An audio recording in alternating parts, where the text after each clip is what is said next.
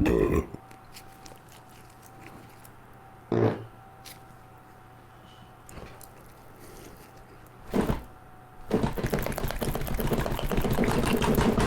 I will expose you guys to a person who represents a very particular and an ever-present part of the influencer community. You know, the ones who think because they look a certain way are entitled to school others on the subject of health and well-being. Well, this guy is all of that and more. I'm talking about Chuck Kinkerdoll, aka Kali Muscle. He is a YouTube fitness personality with over 2.5 million subscribers and is known for making videos on fitness routines, nutrition, and occasional stuff fests where he records himself eating food, making noises that can only be described as very questionable moans.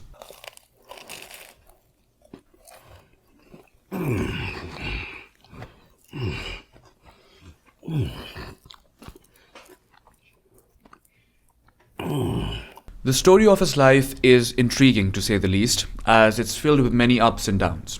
At a very young age, he went to prison and has spent over 11 years in confinement.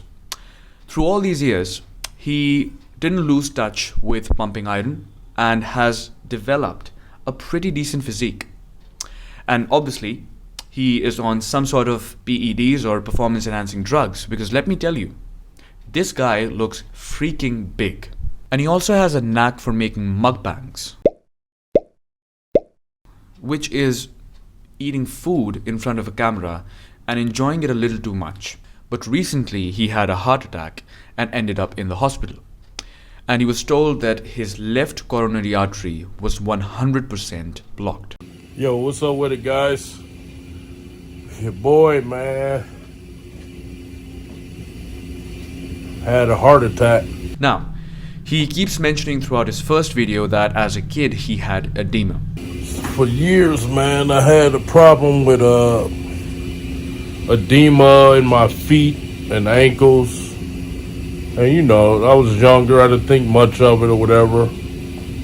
But you know, people used to tell me that's a sign of heart failure or whatever. Now, this is the part that I want to discuss with you guys. He goes on to say that he has been ignoring the warnings given to him by his doctors for at least 15 years now, and that he was skeptical about listening to them because they just might be after his money. So yeah, man, health is everything, man. And you know, this was an ongoing problem I ignored for at least 15 years. At least, because I would go get physicals and they would mention little stuff. I'd be, doctors just what, buddy? They don't know what they're talking about. After this, he was discharged from the hospital and he came back home safe, which is absolutely great. But this experience made him paranoid in an obvious but a scary way. So after this, he started blaming a whole lot of things around him and kind of went on a completely different and an ill-informed tangent. 80% of the world die of heart attacks because of their diet. People are trying to go against what I said with protein powders. You mother, bro, you know I've talked to you. Y'all know, man, going to that manufacturer, bro, how you gonna tell people something made in a bottle is actually good for them? Blaming lifestyle, eating habits, and steroids for heart attack is absolutely fine and rational. However, blaming whey protein for a heart attack is like ramming your toe in the wall and then blaming it for causing you brain damage. I know that sentence makes no sense, just like Kali Muscle's views on whey protein. Okay, he's saying, how is something made in a bottle good for you? What does that even mean? What about bottled water? And what about your own supplement line?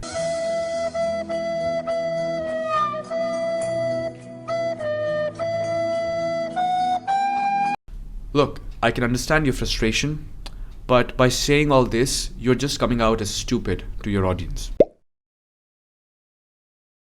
Emotional, damn it! A scientist in the science lab, anytime you in a lab jacket, it's bad. I don't give a with nobody. If it don't come from out the ground, off a tree, animal on the wild, it's bad, bro. I don't give a what you talk about. They're trying to protect that protein powder, man. Water make a buck. Just tell the people it ain't all that good for you, but it does have something it could do if you can't eat it. It suppress your appetite, but it's bad. You just piss me off, bro, trying to defend protein powder. That's like weed dealers right now. Tell you it ain't bad. But here it is, they pouring all these chemicals in it. Oh, but it ain't bad. Yeah, it ain't bad for your pockets, motherfucker.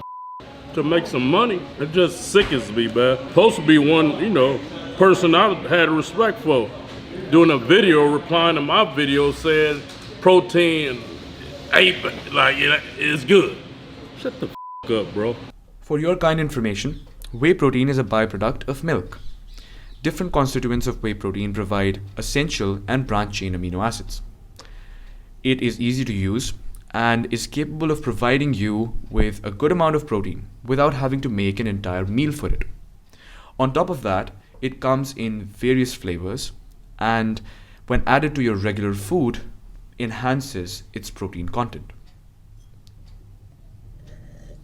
And in addition to all this, good protein intake is associated with a decrease in blood pressure, lipid profile, and has been found to reduce the risk of cardiovascular disease in women. And guess what?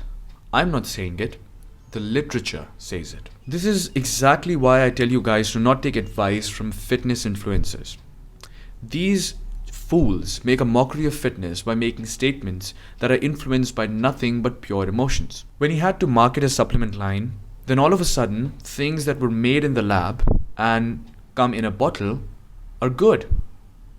But when he suffered a heart attack, then all of a sudden, everything that he stood for became bad. Are you ready to have crazy energy? Well, if so, I have just the remedy for you. Now, people don't know, Hyphy Mud, it took me actually 5 years to come up with this formula.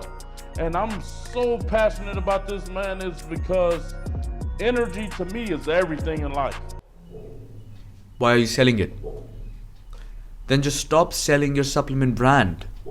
Stop selling supplements. Now, I don't know how many chemicals in a box of protein are capable of giving your heart a hard time. But what I know for sure is that if you eat like this and a lot of this for a long time, your arteries are going to be clogged. And guess what? That exact thing has happened to you. And my father probably lived so long. They didn't have microwave. Right. They didn't have all this processed food and people pumping up in their food to make it grow fast and all that. That was unheard of, especially microwave. That caused a lot of problems that people ignore it. Now he's blaming the microwave. What's next? The jewelry that you've been wearing all these days? Or the heavy ass weight you've lifted your entire life? What's up, man? We are healthy, baby. You know what I mean? I had me a little Mickey D's this morning, blueberry muffin. Now I gotta make up for it. Big Boy said, if you eat bad and you eat a salad after, it kills that badness. Okay. It nullifies that badness. No, it does not. All it does is make you think you're doing the right thing just because you did a supposedly wrong thing before it. The point is, having a blueberry muffin isn't a bad thing, and having a salad isn't necessarily a good thing.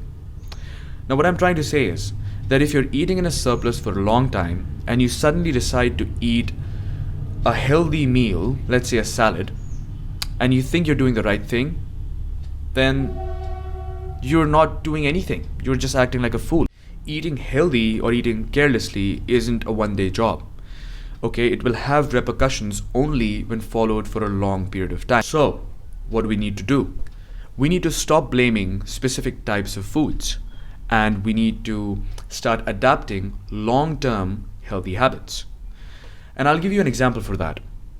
Start having an eye for your calories. And so by keeping a track of your weight, when you're gaining weight, you can just dial down the number of calories you're consuming and get back to a weight that you want to be at. Blaming won't get you anywhere, but accepting that you did something wrong and working on it will.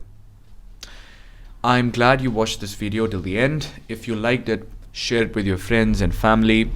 And yeah, I will see you in the next one. Until then, bye-bye.